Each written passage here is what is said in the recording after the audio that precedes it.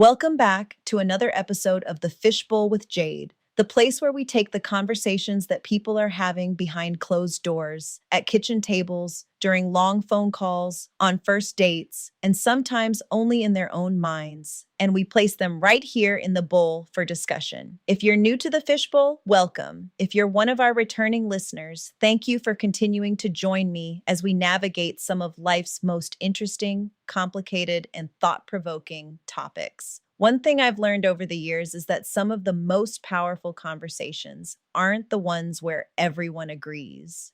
They're the ones where people walk away seeing something from a perspective they hadn't considered before. Today's discussion is one of those conversations. First, grab your scuba gear because we are about to take a deep dive.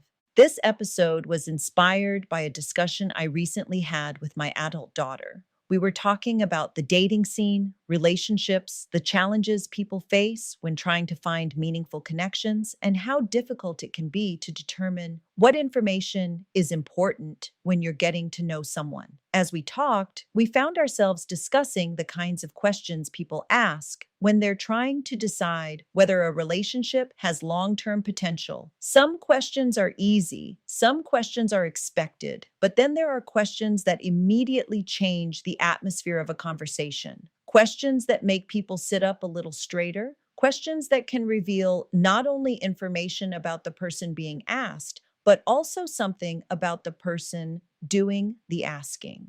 One of those questions is this: is it appropriate to ask someone about their past partners? Now, before we get started, let's be clear about something. This is a PG-13 adult conversation. We are not discussing graphic details, and we're not interested in sensationalizing anyone's private life. What we're discussing is whether a person's relationship history matters when you're considering a future with them. Is it a fair question? Is it an invasion of privacy? Is it necessary information? Or does the answer depend entirely on who's asking and why they're asking? Today, we're going to explore every side of the bowl because there are strong opinions floating around this topic. And as always, we're not here to tell you what to think. We're here to encourage thoughtful conversation. As I reflected on the conversation with my daughter, something occurred to me.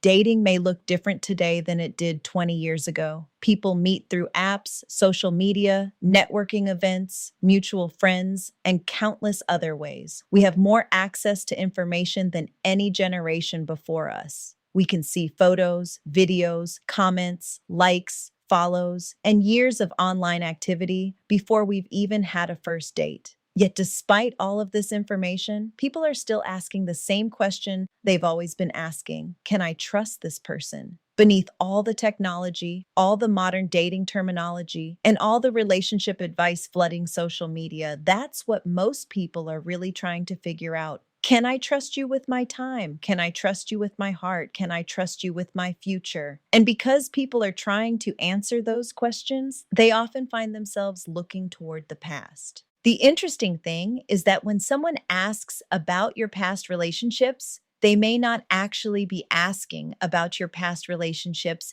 at all.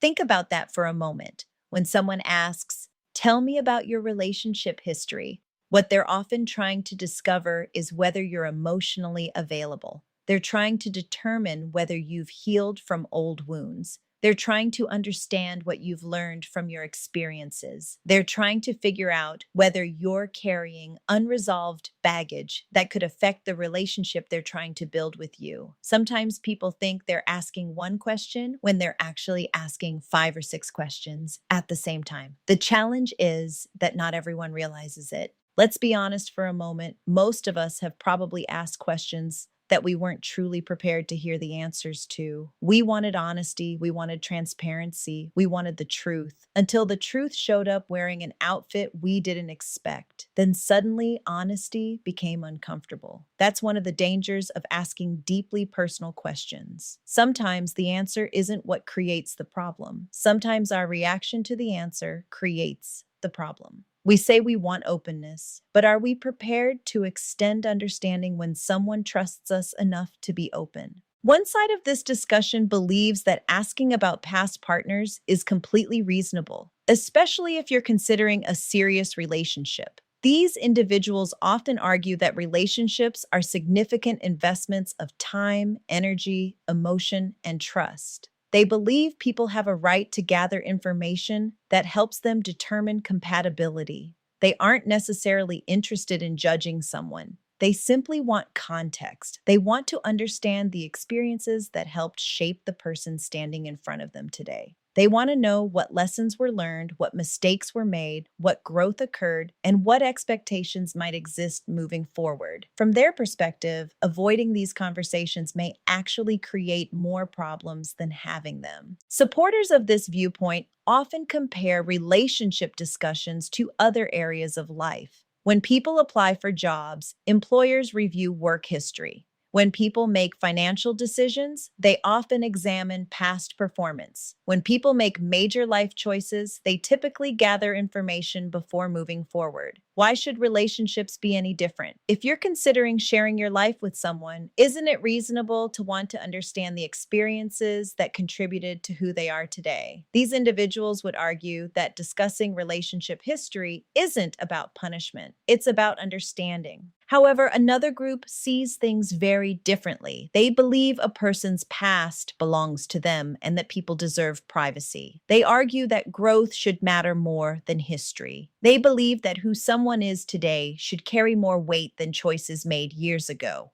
According to this perspective, adults are not resumes. Human beings are not collections of statistics. People evolve, they learn, they mature, they change. A decision made at 22 may not reflect the values, priorities, or character of someone at 42. Those who hold this viewpoint often worry that discussions about past relationships can quickly become opportunities for judgment rather than opportunities for understanding. This is where the conversation becomes especially interesting because there is an important difference between privacy and secrecy. Those two words are often treated as if they mean the same thing, but they don't. Privacy is having personal boundaries. Secrecy is intentionally hiding information that could significantly affect another person's decisions. The challenge is determining where the line exists. If someone chooses not to discuss every detail of their relationship history, are they protecting their privacy or hiding something important? There isn't a universal answer. Different people draw that line in different places, which is why this conversation often becomes so complicated. Another aspect of this discussion that doesn't receive enough attention is timing.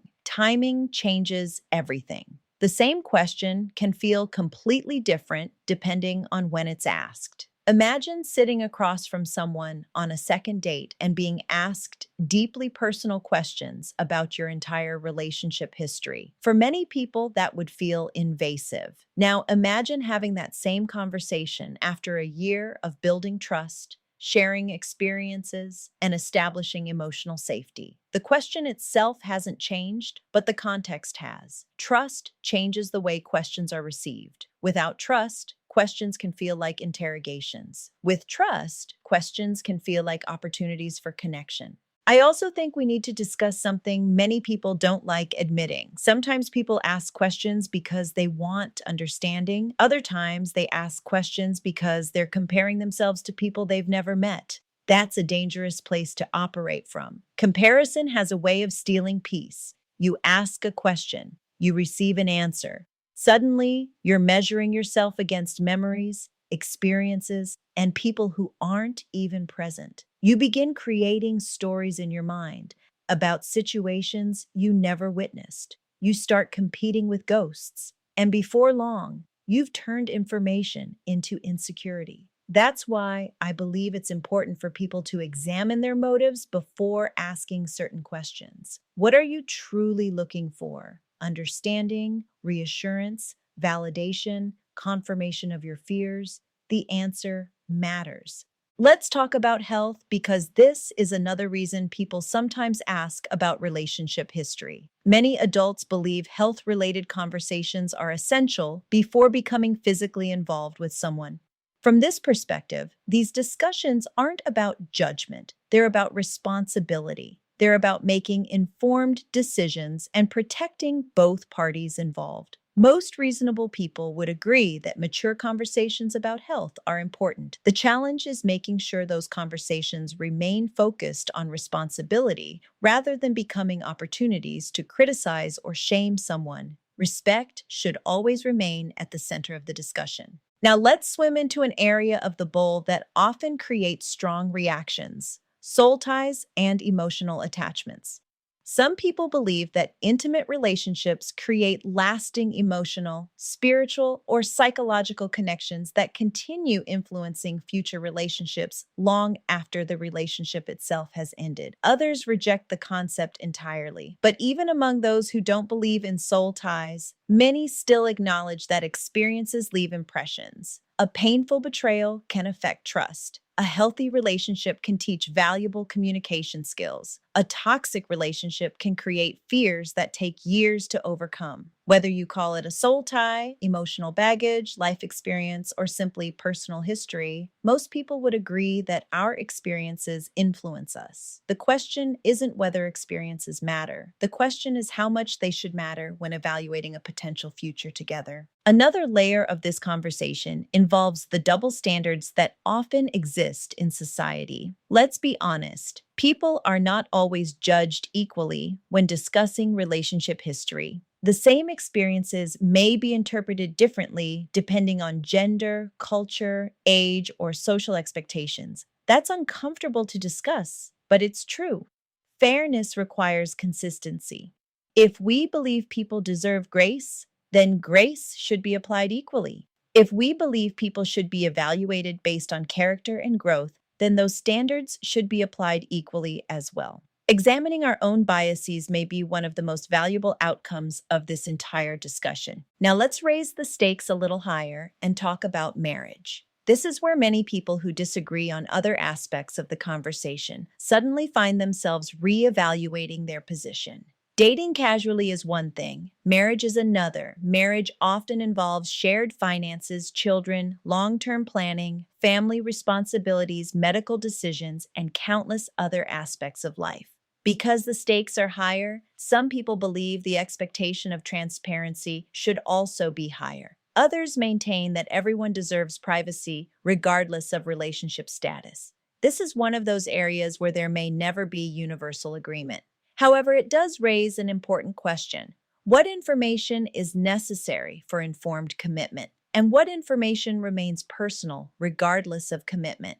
That's a question every couple must answer for themselves. Here's the part of the conversation that I think deserves the most reflection. Many people want grace for their own past while demanding explanations for someone else's. Think about that. We want people to acknowledge our growth. We want people to understand our mistakes. We want people to see who we are today rather than who we were years ago. Yet when we learn something unexpected about someone else's history, we're not always as generous. Human beings have a tendency to ask for understanding while struggling to extend it. That's not meant as criticism. It's simply something worth considering. As I thought about this conversation after speaking with my daughter, I realized that maybe the real issue isn't whether people should ask questions about the past. Maybe the real issue is whether we're mature enough to handle the answers, because relationships require honesty, but they also require compassion. They require transparency, but they also require understanding. They require curiosity, but they also require respect. Sometimes the greatest test of a relationship isn't the information someone shares. It's what we choose to do with that information after they've trusted us enough to share it. As we prepare to leave the bowl today, I want you to think about something. Every person you meet has a story. Every person has victories they are proud of, mistakes they wish they could take back, lessons they learned the hard way, and experiences that help shape them into who they are today. The question isn't whether people have a past. We all do. The question is how we choose to view that past when we're deciding whether to build a future together. So now I'm tossing this one to you, Fishbowl family. Is it appropriate to ask someone about their past partners? Does the answer change if you're considering marriage? Is refusing to answer a healthy boundary or a red flag? What's the difference between privacy and secrecy? And perhaps most importantly, if someone answers honestly, are we prepared to receive that answer with maturity, understanding, and grace? Drop your thoughts in the comments because I have a feeling this conversation is going to create some waves in the bowl. Thank you for spending time with me today. Thank you for sitting in the bowl with me. Let rise back to the surface and decompress. This has been the Fishbowl with Jade. Until next time, stay classy, stay curious, stay ever evolving. You can find us on Spotify, Apple Podcasts, Amazon Music, iHeartRadio, Good Pods, YouTube, and Audible.